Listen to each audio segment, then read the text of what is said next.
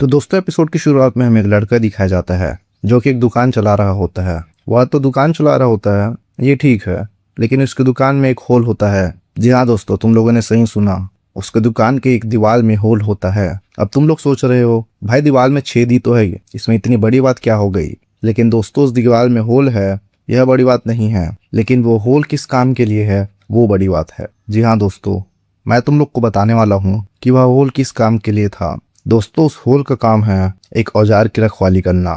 जी हाँ दोस्तों, उस दुकान के जो मालिक हैं वो अपने औजार को उस होल के अंदर डालते थे। एक साइड वह मालिक रहता था और दूसरे साइड जो लड़कियां होती हैं, लड़कियां मतलब बहुत सारी लड़कियां। और किस लिए आती हैं लड़कियां? उसके औजार के साथ खेलने के लिए। मेरा मतलब तुम लोग समझ ही गए होंगे। जी हाँ दोस्तों, उस दुकान की यह खासियत थी कि वह अपने औजार बेचता था, यानी कि जो भी लड़कियां आती थी पैसे दे के उसके औजार के साथ खेल सकती थी। अब तुम लोग सोच रहे हो भाई इसमें लड़की के मजे हैं, तो लड़के को पैसा देना चाहिए, तो लड़कियां उसको पैसा क्यों दे रही है? तो इसी बारे में हमें उस दुकान का मालिक बताता है कि आखिरकार वो इस सिचुएशन में कैसे फंसा। तो हमें बताता है कि बचपन से उसको पैसे का बहुत ज़्यादा शौक था, जिस वजह से उसे पैसे चाहिए थे। किस लिए उसको पैसे चाहिए थे, क्यों चाहिए थे और क्या करता इसने पैसे का, ये सब उसको नहीं पता था। लेकिन उसको पता था पैसे से सब कुछ खरीदा जा सकता है, खुशियाँ भी। जिस वजह से वो खूब मेहनत करता था और बहुत ज़्यादा पैसे कमाता था। यानी कि जे कैंग अपने बचपन से लेकर अपनी 20 साल की उम्र तक बहुत पैसा छाप चुका था। फिर जब उसकी 20 साल की उम्र हो जाती है तब उसको जाना पड़ता है मिलिट्री में। जी हाँ, अगर तुम लोगों को नहीं पता तो साउथ कोरिया में एक कानून है कि अगर तुम्हारी एक सर्टेन एज हो जाती है तो तुमको 2 सालों के लिए मिलिट्री सर्विस देने पड़ेगी। और जबकि जे कैंग भी उस उम्र का हो चुका था, जिस वजह से उसको मिलिट्री सर्विस के लिए साउथ कोरिया कैंप में 2 सालों के लिए जाना पड़ता है। 2 साल बाद वो अपने देश की सेवा करके जब वो घर आता है तो वह काम वाम सब कुछ छोड़ देता है। अब जब उसके पास पहले से इतने ज़्यादा पैसे थे, जिस वजह से वो काम वाम ढूंढता भी नहीं और वो ट्रेडिंग करना स्टार्ट कर देता है। जी हाँ दोस्तों, जो पैसे उसके पास थे उन सारे पैसे से वह ट्रेडिंग स्टार्ट कर देता है। भले ही जेकंग ने पैसे की बदौलत ट्रेडिंग स्टार्ट कर दी, लेकिन उसके पास ट्रेडिंग का कोई नॉलेज नहीं होता है। जब तक नॉलेज आता है तब तक उसका पैसा खाली हो जाता है। यानी कि अब उसके पास एक फुटी कौड़ी भी नहीं है। जितना पैसे उसने कमाया था वो सारा ट्रेडिंग में गंवा चुका था। तभी उसके दादाजी भी लुढ़क जाते हैं, जिस वजह से जेकैंग को अपने गांव जाना पड़ता है अपने दादाजी के अंतिम संस्कार में। वहाँ पहुँच के उसको पता चलता है कि उसके दादा का एक बिजनेस है, यानी कि उसके दादा एक दुकान चलाते थे और वो बिजनेस बहुत अच्छा चलता था। जब जेकैंग को इस बारे में पता चलता है और उसकी दादी उसको बोलती है कि उसको शहर जाने की कोई ज़रूरत नहीं, वो अपने दादाजी का बिजनेस आगे बढ़ाएगा। ये सुनकर जेकैंग पहले मना कर देता है, लेकिन एक तो पहले से वो अपना सारा पैसा गंवा चुका था, ऊपर से उसके पास शहर में कुछ काम भी नहीं था। जिस वजह से वो डिसाइड करता है कि वह गांव में ही रुकेगा और अपना दादा का बिजनेस आगे बढ़ाएगा। उसके बाद जब बिजनेस को चलाने की बारी आती है, उसके बाद जब बिजनेस को चलाने के लिए वो अपने दादा के दुकान जाता है, वह देखता है कि उसके दादा के दुकान में एक द होल नाम की सर्विस है। जी हाँ दोस्तों, तुम लोग सही सुन रहे हो। जेकैंग जब उस दुकान पहुंचता है तो वो सुनता है उस दुकान को चलाने के अलावा भी एक सर्विस दी जाती है। उस सर्विस का नाम द होल है। द होल नाम की सर्विस सुनकर तुम लोग को अभी तक पता चल ही गया होगा कि वो द होल नाम की सर्विस आखिरकार क्या चीज़ है। अगर नहीं तो थोड़ी देर में पता चल ही जाएगा। फिर चैप्टर 2 की शुरुआत होती है और हमें दिखाया जाता है एक खूबसूरत सी चीज़, और वह खूबसूरत सी चीज़ जेकैंग की आंटी होती है, जो कि बहुत ज़्यादा खूबसूरत होती है और साथ ही साथ वो जवान भी होती है। लेकिन वही बात करी जाए जेकैंग के अंकल की, तो जेकैंग के अंकल बहुत बूढ़ा होता है और वो इतना बूढ़ा हो चुका होता है कि वो किसी काम का नहीं होता। तुम लोग समझ गए हो ना मैं क्या कहना चाहता हूँ। अब तुम लोग सोच रहे होंगे कि वो इतना बुढ़ा है तो फिर उसकी जवान आंटी ने उसके अंकल से शादी क्यों की। तो भाई मैं तुम लोग को बताता हूँ इसके पीछे की बैक स्टोरी क्या है। तो दोस्तों, दरअसल बात ऐसी है कि जेकैंग की जो खूबसूरत आंटी है उसका कुछ भी लेना देना नहीं होता जेकैंग के अंकल के साथ। उसका कुछ भी प्यार व्यार नहीं था उसके अंकल के साथ। तो तुम लोग सोच रहे होंगे कि अगर प्यार व्यार नहीं था तो फिर उसने शादी क्यों करी। तो दरअसल बात ऐसी है, जेकैंग जिस गांव में रहता है इस विलेज में सिर्फ वही लोग हैं जो कि लड़के हैं, बाकी वहाँ पर और कोई भी आदमी नहीं है। जी हाँ दोस्तों, तुम लोग सही सुन रहे हो। उस विलेज में कोई भी लड़का नहीं है, सिर्फ लड़कियां हैं। और जेकैंग का ही ऐसा परिवार है जहाँ सिर्फ लड़के जन्म लेते हैं। फिर जितना भी विलेज के लोग हैं वहाँ लड़कियां जन्म लेती हैं। उसके बाद हमें बताया जाता है कि आखिरकार इस विलेज में लड़कों का नामो निशान क्यों नहीं है। तो हमें बताया जाता है कि जब वर्ल्ड वॉर 2 चल रहा था तब वहाँ पर बहुत सारे लड़के रहा करते थे और लड़कियां भी रहा करती थी, यानी बराबरी दोनों की थी। लेकिन जब वर्ल्ड वॉर 2 हुआ तो वहाँ के जितने भी लड़के थे सबको वर्ल्ड वॉर 2 लड़ने के लिए भेज दिए। और जब वर्ल्ड वॉर 2 ख़त्म हो गया तब वहाँ के जितने भी लड़के वर्ल्ड वॉर 2 में लड़ने के लिए गए थे सारे के सारे ख़त्म हो जाते हैं। और तब से ही इस विलेज में कोई भी लड़का पैदा नहीं होता, वहाँ पर सिर्फ लड़कियाँ ही पैदा होती हैं। जिस वजह से उनका खेला खेलने का मन करता है और खेला खेलने के लिए यहाँ पर कोई लड़के नहीं हैं। जिस वजह से वहाँ की जो मुखिया रहती है वो डिसाइड करती है कि दूसरे विलेज से लड़के लेके आएंगे इस विलेज में। वो लोग दूसरे विलेज से अपने विलेज में बहुत सारे लड़के लेके आते हैं और यहाँ पर उनकी शादियाँ भी करा देते हैं। उनकी शादियाँ भी हो जाती है और बच्चे भी पैदा हो जाते हैं। लेकिन जो बच्चे होते हैं वो सारी लड़कियाँ होती है। जी हाँ दोस्तों, वहाँ पर जितने भी वो लड़के बसते हैं सारे लड़के धीरे धीरे करके अपना बच्चा पैदा करते हैं। लेकिन सारी लड़कियाँ पैदा होती हैं और धीरे धीरे करके जो भी लड़के बचते हैं वो भी लुढ़क जाते हैं। और ऐसे करके वर्ल्ड वॉर 2 के बाद से उस विलेज में कोई भी लड़का बच नहीं पाया, सिर्फ और सिर्फ एक लड़के को छोड़कर। वो लड़का और कोई नहीं रहता, वो जेकैंग का दादाजी रहता है।